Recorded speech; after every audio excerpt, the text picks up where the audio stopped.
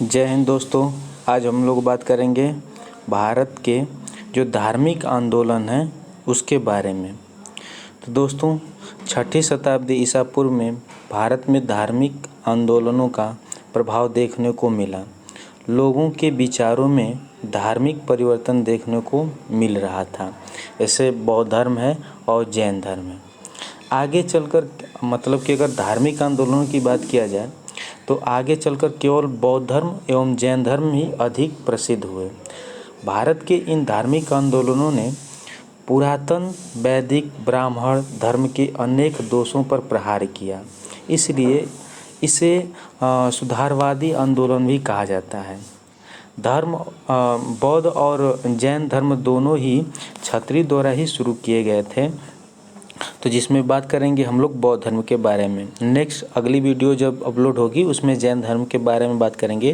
तो इस वीडियो में सिर्फ ही बौद्ध धर्म के बारे में बात करेंगे और उतना ही बात करेंगे जितना हमारे एग्ज़ामों के पॉइंट ऑफ व्यू से इम्पोर्टेंट है। उन मुख्य बिंदुओं पर फोकस करेंगे और उसको याद करने के लिए कोशिश करेंगे। सिर्फ एक बार कहानी जैसे सुनेंगे और दोबारा वीडियो को तेज़ मोड में करके देख लेंगे तो ये सारी चीज़ें याद हो जाएंगी।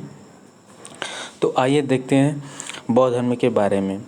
तो बौद्ध धर्म के संस्थापक गौतम बुद्ध, इन्हें एशिया का ज्योतिपुंज यानी लाइट ऑफ एशिया कहा जाता है। गौतम बुद्ध का जन्म 563 ईसा पूर्व में कपिलवस्तु के लुम्बिनी नामक स्थान पर हुआ था। तो यहाँ से एक फैक्ट याद रखेंगे, उनका जन्म लुम्बिनी नामक स्थान पे और जन्म कब किस सन में हुआ था तो 563 ईसा पूर्व में हुआ था। पिता का नाम सुद्धोधन और माता का नाम माया देवी था। ठीक है, इतना बातों को याद रखेंगे कि इनका जन्म 563 ईसा पूर्व में और इनका जन्म जो स्थान है वो कपिलवस्तु के समीप लुम्बिनी में हुआ था।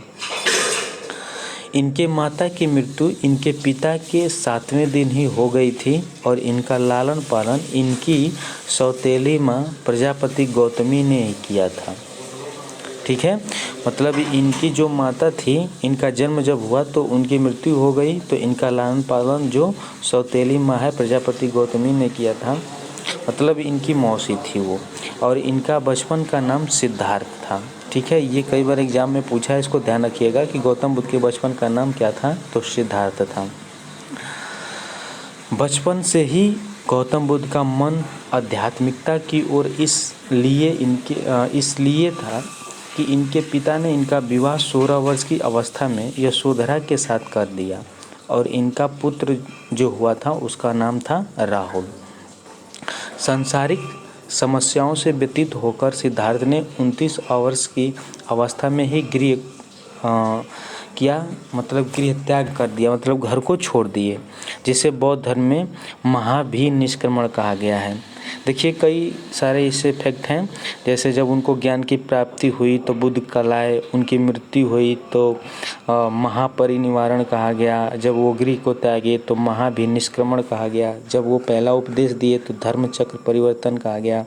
इन सारी चीज़ों को आगे चलकर बात कर लेंगे। थोड़ा थोड़ा ये जान लीजिए कि गृह त्याग किए, जिसे बौद्ध धर्म में महाभिनिष्क्रमण कहा गया है। ज्ञान की खोज में बुद्ध इधर उधर भटकते रहे, फिर उन्हें अलार कलाम मिले जो इनके पहले गुरु थे। तो ये भी एग्जामों में कई बार पूछा है कि गौतम बुद्ध के गुरु का क्या नाम था, तो अलार कलाम, इसको याद रखिएगा। आगे देखिए, यहाँ से जो भी फैक्ट है यहाँ से थोड़ा सा इम्पोर्टेंट है। कठिन तपस्या के बाद 35 वर्ष की आयु में वैशाख की पूर्णिमा की रात निरंजना नदी के किनारे पीपल वृक्ष के नीचे सिद्धार्थ को ज्ञान प्राप्त हुआ। देखिए, यहाँ से कितनी बातें याद रखना है। पूर्णिमा की रात निरंजना नदी किनारे, इसको याद रखेंगे। किस नदी किनारे, बहुत बार एग्जाम पूछा है कि महात्मा बुद्ध का ज्ञान की प्राप्ति किस नदी के किनारे हुआ है। फिर से पीपल वृक्ष के नीचे, यानी किस वृक्ष के नीचे ज्ञान की प्राप्ति हुई थी, ये क्वेश्चन पूछता है। और ज्ञान प्राप्ति के बाद सिद्धार्थ बुद्ध के नाम से जाने गए और वह स्थान बोध गया कहलाया। ठीक है, मतलब कि उनका बचपन का नाम सिद्धार्थ था और जब उनको ज्ञान की प्राप्ति हो गई तो बुद्ध कहलाए, यानी गौतम बुद्ध फिर बाद में उनका नाम हो गया। और वो जहाँ पे ज्ञान की प्राप्ति हुई उनको तो बोध गया वो कहलाया स्थान। बुद्ध ने अपना प्रथम उपदेश सारनाथ में दिया, जिसे बौद्ध ग्रंथ में धर्म चक्र परिवर्तन कहा गया है, और उन्हें यह उपदेश पाली भाषा में दिया है। तो यहाँ से भी ये क्वेश्चन पूछता है कि जो बौद्ध धर्म की भाषा थी वो कौन सी थी, तो पाली, इसको याद रखेंगे। और जब वो पहला उपदेश सारनाथ के डियर पार्क में दिए तो उसको क्या बोला गया था, तो धर्म चक्र परिवर्तन बोला जाता है बौद्ध धर्म में। जो नोट में है इसको ध्यान रखेंगे कि पहला उपदेश तो सारनाथ के डियर पार्क में दिए थे, लेकिन बुद्ध ने अपने जीवन के सर्वाधिक उपदेश देखा जाए तो कौशल देश की राजधानी श्रावस्ती में दिया, जो वर्तमान में इसमें उत्तर प्रदेश में श्रावस्ती पड़ता है, जिला है। बात किया जाए थोड़े से आगे की, तो महात्मा बुद्ध के प्रमुख अनुयायी थे बिंबिसार, प्रसेनजीत, उदयन।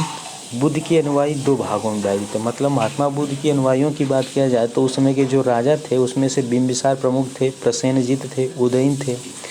अगर बुद्ध के अनुयायियों की बात किया जाए तो दो भागों में विभाजित थे, भिक्षुक और एक उपासक थे। तो भिक्षुक किनको कहा गया, तो बौद्ध धर्म का प्रचार करने के लिए संन्यास ग्रहण किए उनको भिक्षुक कहा गया, और जो गृहस्थ जीवन व्यतीत करते हुए बौद्ध धर्म अपनाए, मतलब अपने परिवार के साथ रहते हुए बौद्ध धर्म जिसने अपनाया उसको उपासक कहा गया। और बौद्ध धर्म में सम्मिलित होने के लिए न्यूनतम आयु 15 वर्ष थी। मतलब बौद्ध धर्म में अगर आपको शामिल होना है तो न्यूनतम आयु 15 वर्ष थी उसके लिए। थोड़ी सी बात कर लेते हैं बुद्ध के जीवन से संबंधित बौद्ध धर्म के प्रतीकों के बारे में, जो अक्सर एग्जाम में पूछता है कि जो उनका जन्म था उसका प्रतीक चिन्ह क्या था। तो जो उनका जन्म था उसका प्रतीक चिन्ह कमल एवं अषाढ़ था। और गृहत्याग का प्रतीक क्या था, तो घोड़ा था। वैसे ही ज्ञान की प्राप्ति देखा जाए तो उसको पीपल यानी बोधित वृक्ष, और फिर निवारण तो पद चिन्ह, और मृत्यु तो स्फूर्त। ये उनके प्रतीक चिन्ह थे जिसको ध्यान रखना है। और 80 वर्ष की अवस्था में 483 ईसा पूर्व कुशीनगर में बुद्ध का निधन हुआ, जिसे बौद्ध धर्म में महापरिनिर्वाण कहा गया। देखिए इसको बहुत ही बार एग्जाम में पूछता है कि उनका मृत्यु किस सन में हुई थी, तो 483 ईसा पूर्व कुशीनगर, जो इसमें उत्तर प्रदेश में नोएडा के आसपास में पड़ता है वर्तमान में। और वो जब उनकी मृत्यु हुई तो उसको महापरिनिर्वाण कहा गया। निधन के पश्चात बुद्ध के अस्थि अवशेषों को भारत के 8 जगहों पर स्थापित कर स्पूतों का निर्माण करवाया गया, जिसमें से सबसे बड़ा स्पूत सांची का स्पूत है, जिसको एग्जामों में कई बार पूछा गया है कि सांची का स्पूत किसने बनवाया है और कहाँ पे है। तो सांची का स्पूत अशोक ने बनवाया था, जो मध्य प्रदेश के विदिशा में है। कुछ इम्पोर्टेंट फैक्ट है जिसको याद रखना ही बहुत ज़रूरी है। जैसे पहला है, सांची के स्पूत का निर्माण करवाया तो अशोक ने, कहाँ पे, मध्य प्रदेश के विदिशा में। बौद्ध धर्म का प्रमुख ग्रंथ क्या है, तो त्रिपिटक है। और बौद्ध धर्म को अपनाने वाली प्रथम महिला यानी बुद्ध की मौसी यानी जो लालन पालन की थी उनका नाम था प्रजापति गौतमी। और बुद्धों का सबसे पवित्र त्यौहार है बैसाख पूर्णिमा। बैसाख पूर्णिमा क्यों है, क्योंकि ऐसा माना जाता है कि गौतम बुद्ध का जन्म भी बैसाख पूर्णिमा के दिन, मृत्यु भी बैसाख पूर्णिमा के दिन, और उनको ज्ञान की प्राप्ति भी बैसाख पूर्णिमा के दिन हुआ था। तो यहाँ पे थ्योरी सेक्शन कंप्लीट होता है। अब बात कर लेते हैं क्वेश्चनों पे कि हम लोग को जो पढ़े हैं थ्योरी उससे क्वेश्चन करने पे आ रहा है कि नहीं। तो देखिए पहला क्वेश्चन है, सांची का स्पूत का निर्माण किसने करवाया था। अकबर ने, हुमायूं ने, अशोक ने, नरसिंह ने। तो जो सांची का स्पूत का निर्माण है किसने करवाया था, तो अशोक ने। कहाँ पे करवाया था, मध्य प्रदेश में, मध्य प्रदेश के विदिशा वाले स्थान पे। अगला क्वेश्चन है, अजंता और एलोरा की गुफाएं भारत के किस राज्य में स्थित है।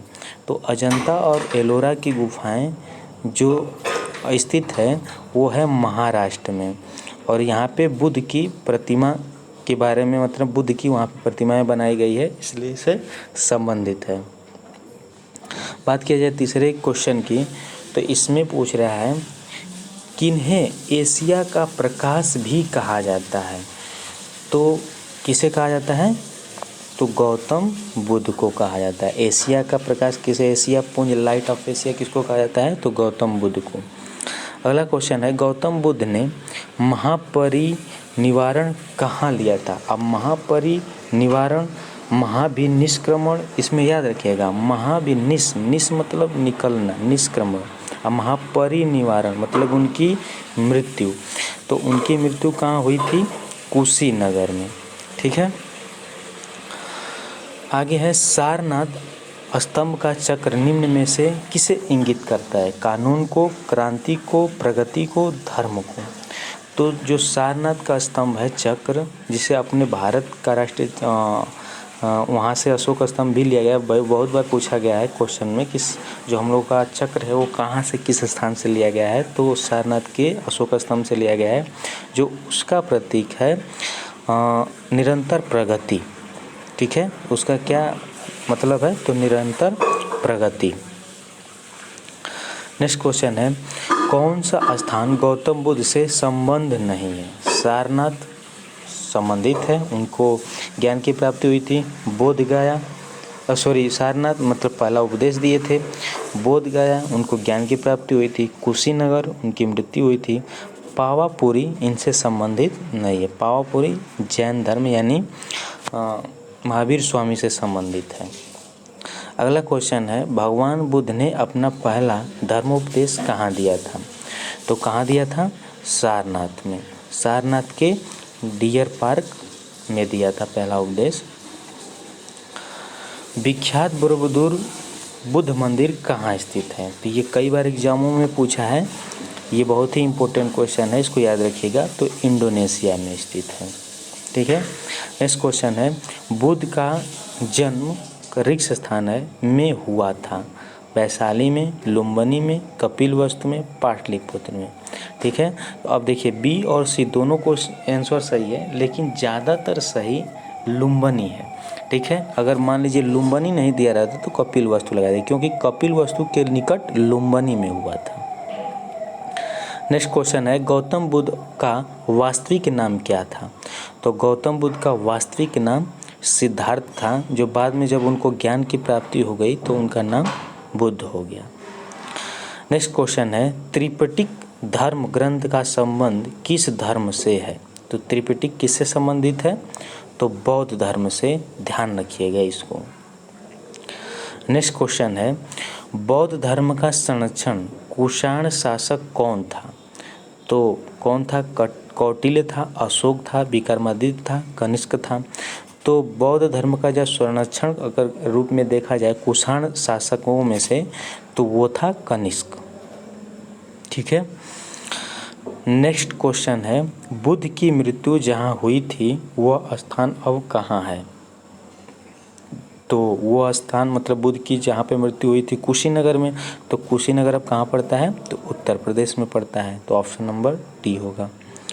नेक्स्ट क्वेश्चन है, धर्मचक्र प्रवर्तन किया गया था श्रावस्ती में, सांची में, सारनाथ में, वैशाली में। अब धर्मचक्र प्रवर्तन किसे कहा गया, जब वो पहला अपना उपदेश सारनाथ के डियर पार्क में दिए थे। तो धर्मचक्र प्रवर्तन कहाँ किया गया था, तो उसी को कहेंगे सारनाथ को ही।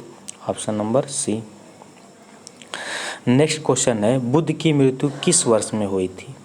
तो इसको याद रखिएगा, बुद्ध का जो जन्म है 563 ईसा पूर्व में हुआ था और उनकी मृत्यु 483 ईसा पूर्व में हुई थी।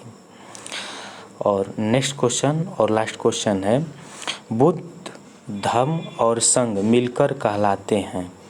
तो बुद्ध धर्म और संघ मिलकर क्या कहलाते हैं, तो त्रिरत्न कहलाते हैं। ठीक है, क्या कहलाते हैं, त्रिरत्न। तो इस तरह से ये वीडियो यहाँ पे ख़त्म होता है। और कमेंट बॉक्स में ज़रूर बताएं वीडियो कैसे लगी। लाइक, शेयर और सब्सक्राइब जरूर करें। धन्यवाद, थैंक यू।